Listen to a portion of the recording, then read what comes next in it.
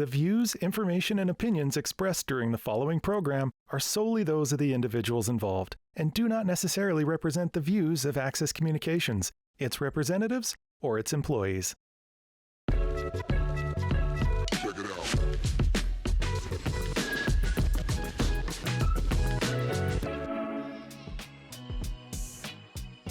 Welcome to RezX, an Indigenous lifestyle show for everyone. I'm Brad Bellegarde. I'm Tyler Tootoosis. And we're your co-hosts. You know, with that, I'd like to say, first of all, welcome to another awesome episode of RezX. This week, we actually have a special guest. Her name is Jordyn Burnouf. She's going to talk about Pemmican Lodge. That's not a lodge where you make pemmican. It's actually a tourism company offering land-based teachings at the same time as you getting to spend your time in northern Saskatchewan. But first off, yo, bro, man, Tyler, how you been? What's going on? I've been pretty busy with work and life. I've been kind of like busy with a lot of different kinds of projects right now, but I was really glad to get down here and get another episode in here. It's always fun and it's always a chance to come down here and get my mind off things here. You know what's awesome is like every time you come down here to Regina, I get a piece of Treaty 6. Oh God, yes, man. A nice pie-sized piece. It's like, you know, we have such the same relatives are intertwined, you know? It's like from the Tootoosis to the Scribes. Oh, yes. You know, it's like we're all intertwined, so it's kind of like bros reconnecting, not like our relatives used to. I'm hopping on that trailer, I'm gonna have my horse in my buggy, and it's gonna take me 2 weeks to go see them.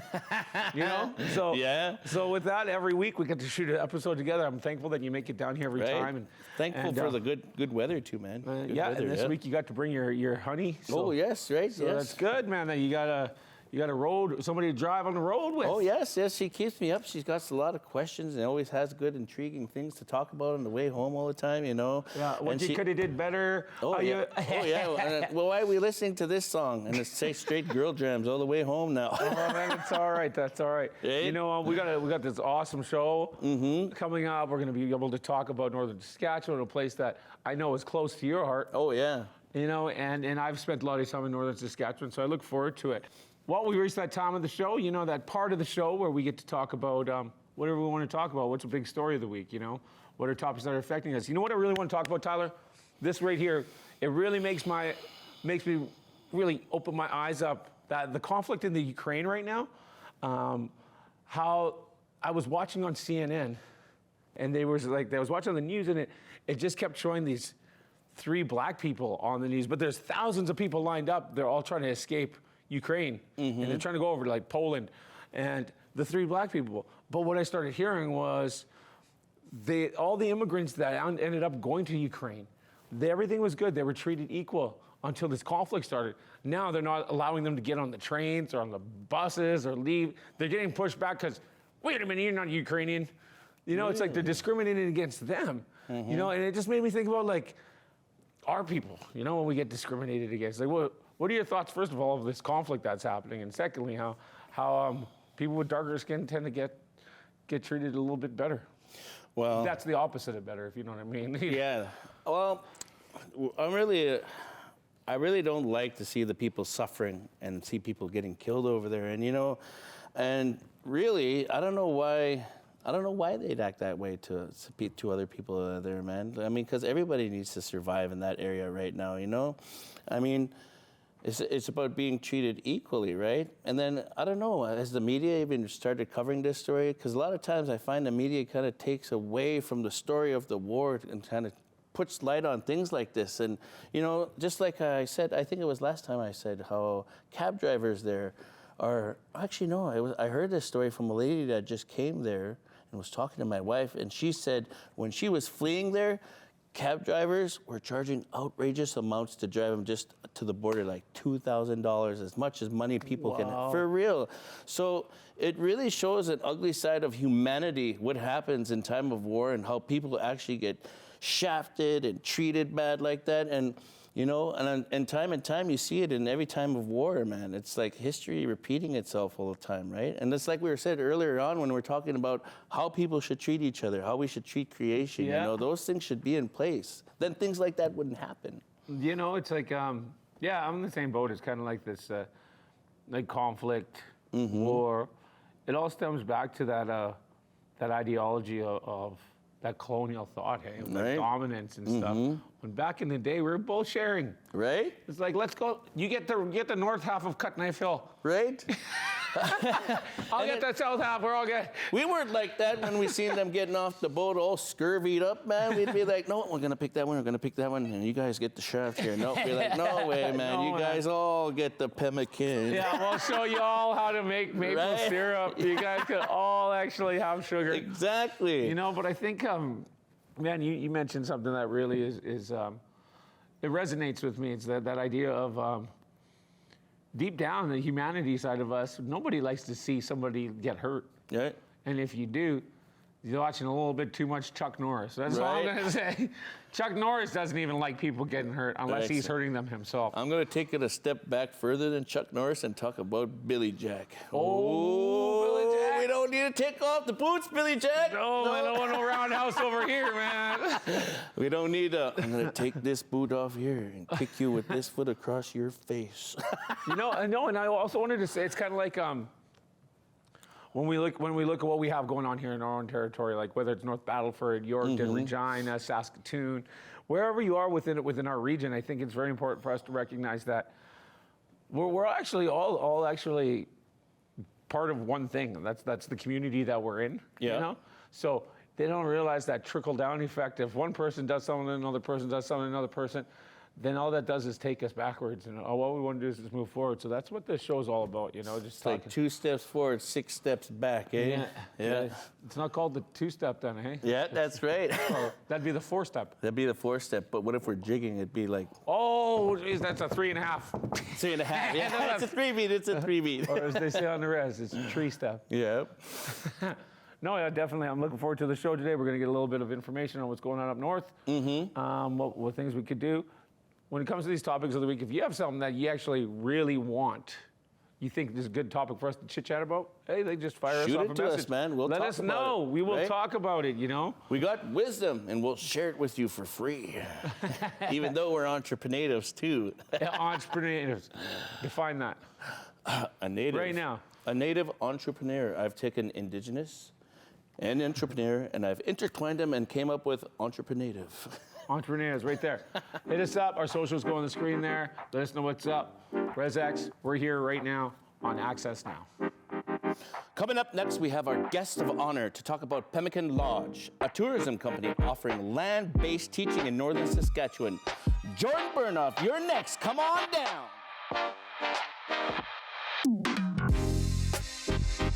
Welcome back, everybody, to RezX. This week's guest of honor is Jordyn Burnouf of Pemmican Lodge, and we are pleased to have her here. Jordyn Burnouf, how are you doing? I'm good. How are you, Tyler? Oh, I'm good. We're happy to have you here. It took us a long drive for you, I heard, hey? It was a while, a Yeah. little road bump, you That's know, a okay. little popo. That's what Follow happens. me on my way. Well, that's because we just love this bumpy road that we call life, hey? So, Jordyn, let's just get right to it. What's Pemmican Lodge? So Pemmican Lodge, it's a camp up in northern Saskatchewan where my family grew up in Île-à-Crosse. So Saugatuck is the Cree name of our community, and it's the translation to that is where the rivers open up. So Île-à-Crosse Lake, there's 5 rivers that flow into that lake, and so it's just the perfect area. We thought to start something for ecotourism. It really is. Like, I don't know, Brad, have you been there before? A few times. Like when I first met my wife Cheryl, she's from Île-à-Crosse too, bless her heart. And but I got a chance to go on the lake and on these channels, and they interconnect with other communities. It was blown away. And another cool thing, when we went to a boat rally in Buffalo, I think it was. Yep. There's so many eagles along one of the channels there. Hey. And I'd be interested to go and see what you guys got going on there. It's really interesting because I checked out the website too. Yeah, yeah. Actually, talk about eagles. We've had a few eagles that we've semi-rehabilitated, which is it's How do been you do pretty. that? Well, they were injured, and Like just mouth to mouth on the beak, or yeah, I just gave them a little eagle cast. So you're just talking to them, caw, Yeah. caw, and he's like, no, that's cool. We have some clips here, some photos here about Pemmican Lodge, and just let the world know. Right here's your chance. Let the world know about how they can be a part of your history. think they're behind us here. Oh no, right there. Yeah, so this is going out to the boat launch, the lake. This is the view right from the cabin. Yeah, so what it is there's 3 lodges. Ooh, There's crazy. yeah, I don't. Is that an eagle that you guys revived? Yeah. That's the wild mixu of the north. But you know, that's a lot of the adventures that you'll find is a lot of time spent on the water. There's a lot of fishing, foraging. I do a lot of birch bark, work with birch bark, whether it's making baskets. Spring is coming up and we harvest birch water at this time, turn that into birch syrup. Syrup? Yeah, it's incredible. So like you think of maple tree tapping, same concept, but yeah. just with birch trees. When does this sap run? Is it in the spring or in the winter time? It's end of April. End of so April, just eh? as it's melting. Yeah. And yeah, the water is kind of flowing back up into the tree.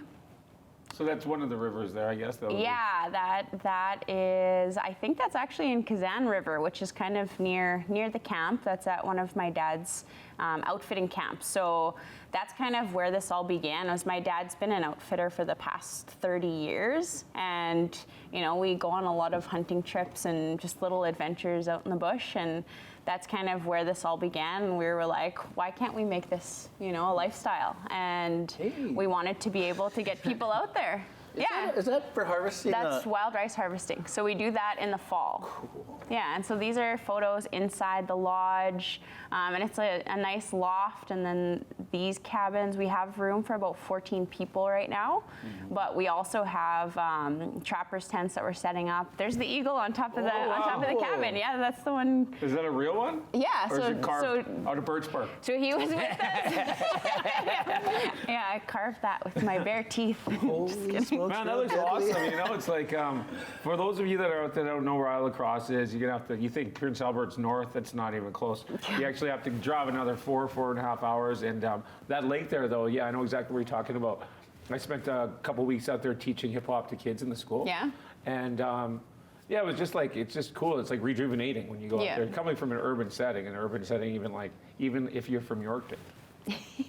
Yeah. No diss against Yorkton. Just telling you. So what is the response like? Is it mostly like Indigenous people that utilize your space, or is it people from all over? Yeah, I think it's a mix right now. Like we found people that are coming just to utilize the accommodations part of things, but then we've also had youth camps come through. There's been men's and women's camps that are, you know, focused more on the wellness part of things. I do a lot of the programming side. Kim's more on the operational. Kim is my sister, who should be sitting here. Right. We have a picture of her. Cue the embarrassing photo. Not to put it on there because Keep the allure. it's her idea. Yeah, so we all kind of have, it's a family endeavor, right? So everyone kind of has their different tasks.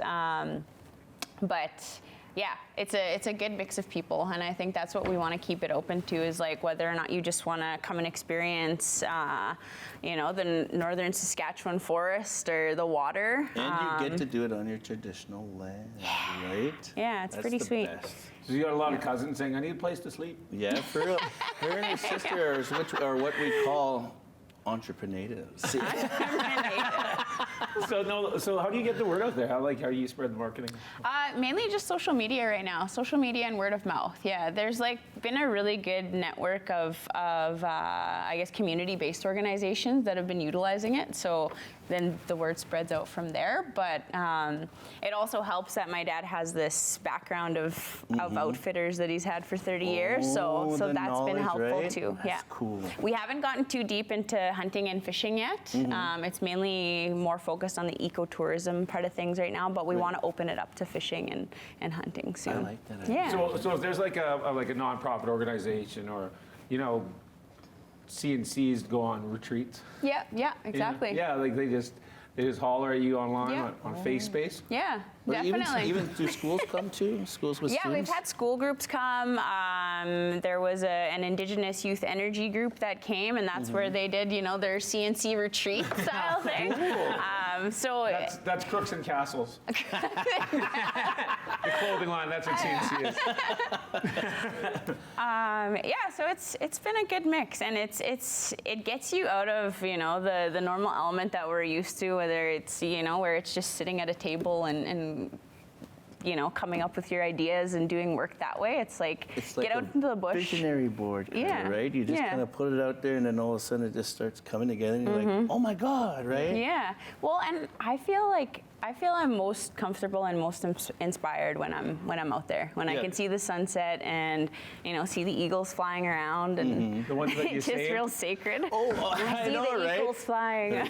The mighty eagle comes there and spreads his mighty wings. And then you just like tell everybody, see that one right there? I saved its life. Yeah. That's it. Yeah. How do you know? Yeah. I colored a bit of that. I colored The eagle. Yeah. I like the eagles. with the most stoic feeling for someone that's non-Indigenous. I seen it.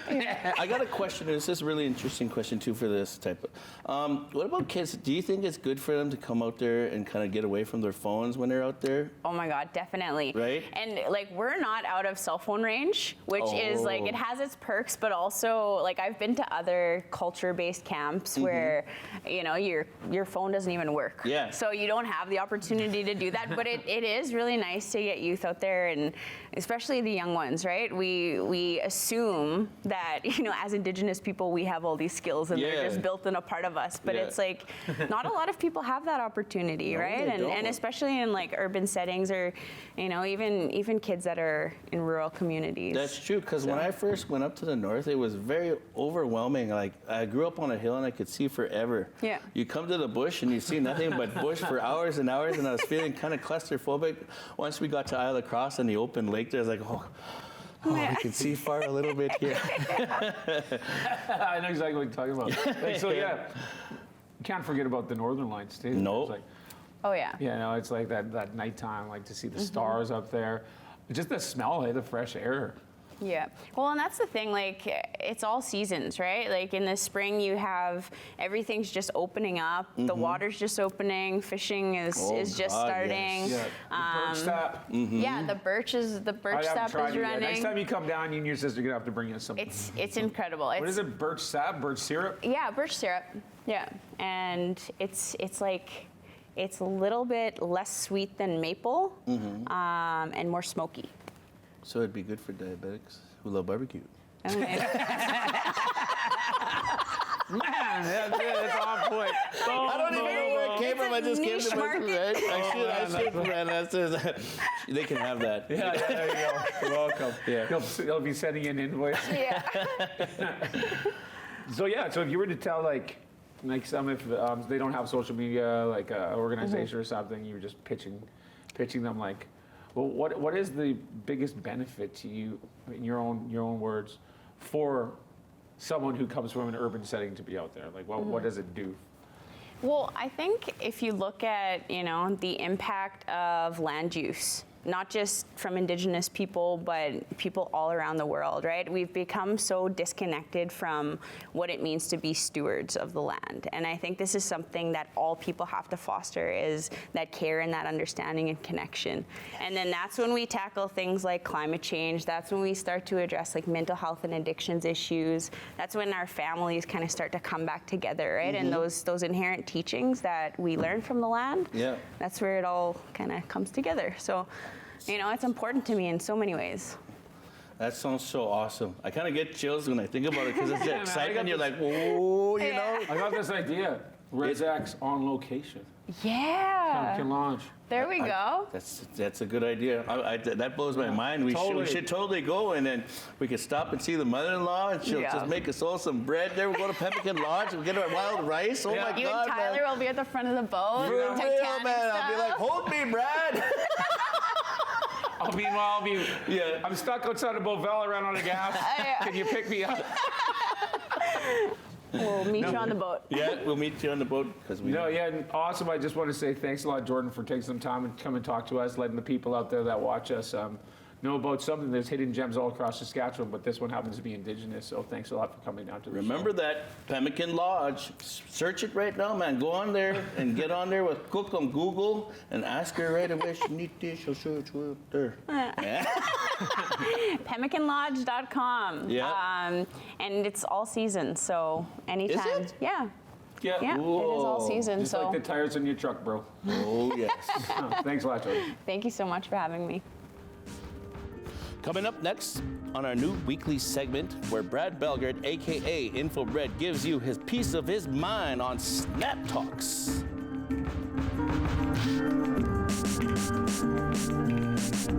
He's InfoBread. He's InfoBread.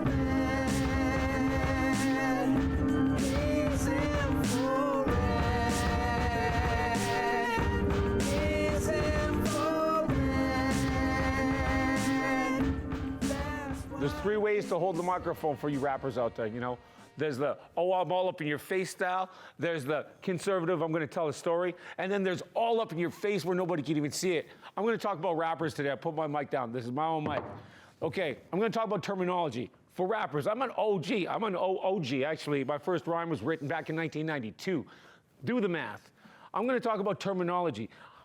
Right now, where I am in my life, I recognize one thing: honoring women. Never talk bad about women. Never actually throw ill words towards women. You know why? Because we all entered this world through the spirit of a woman. Now, if you're sitting there and you write rhymes and you drop in the B word, you know, you're calling them all these different terms that you heard because you listened to Too Short, or you listened to like Snoop Dogg, or listened to Lil Boozy, whatever his name is, I don't care. Learn to honor your ancestors. You don't think that your great-grandfather, your grandfathers, all those ancestors that fought that we talk about, Poundmaker, Big Bear, Crazy Horse, they never ever talk like that. So if you really want to be a warrior, an MC that grips this microphone and has a purpose, and you want to inspire youth, don't disrespect women. Do not disrespect females by dropping lines on your rap songs that you think are all hot and fresh, talking about beating women, talking about, you know, honor that stuff, man. You know, you all came up from an area. We all come from a poverty-stricken area, poverty-stricken region. You know, it's like, without the women on this earth, nobody will carry on. Those are the thoughts that come through my head when I'm listening to rap songs. I'm not dissing your craft. I'm not saying you're a terrible rapper. I'm not saying that you don't have potential. Everybody's got potential right here. Everybody's got potential up here.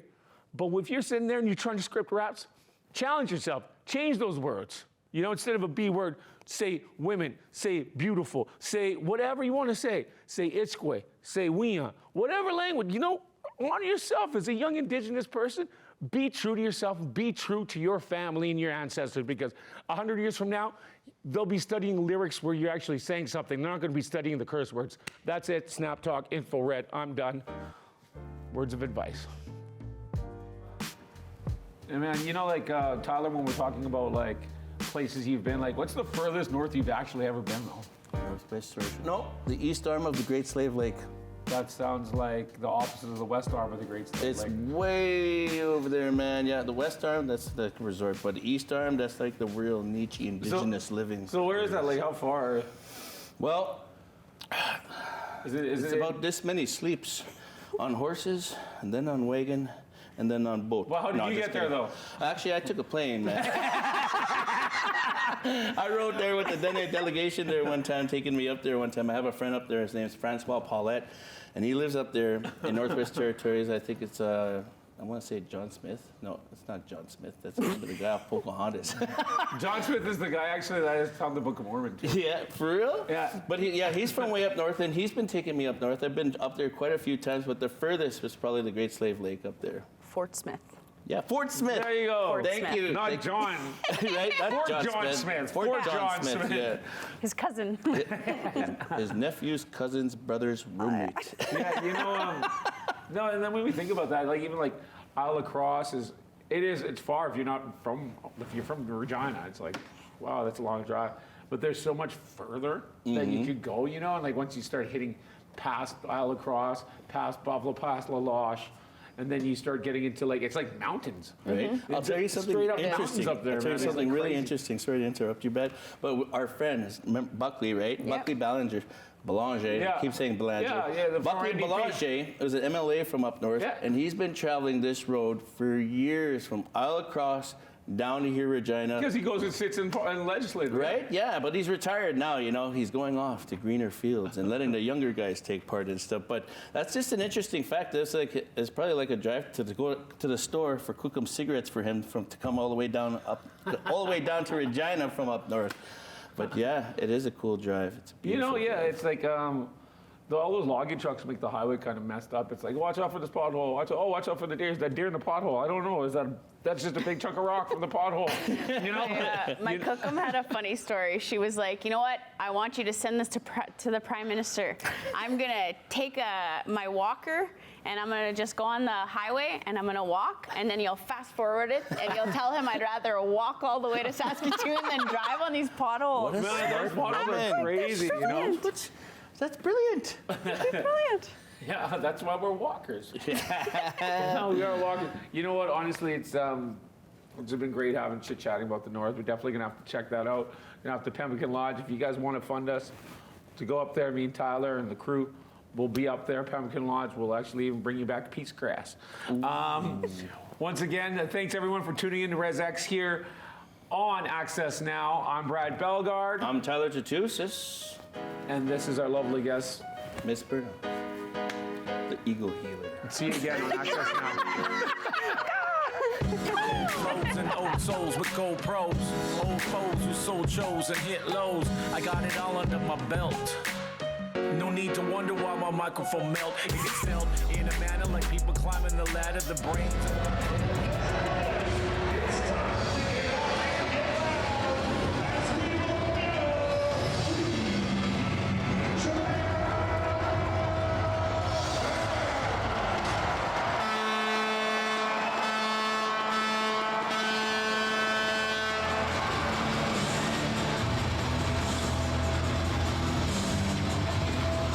What's up, Brad Bellegarde, RezX TV. We are live right here at a Regina Pats game in Regina.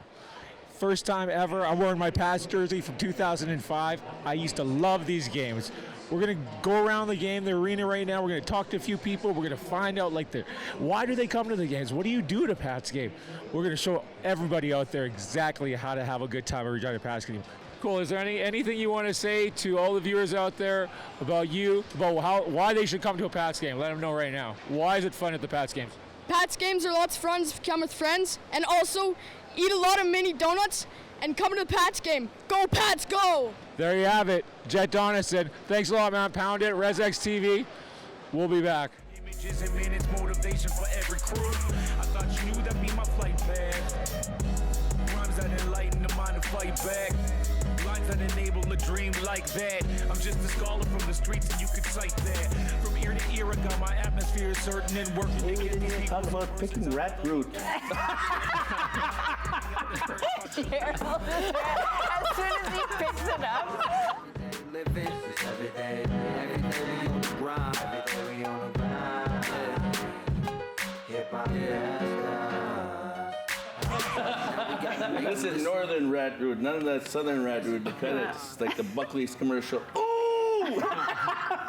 This one talks. Yeah, for real.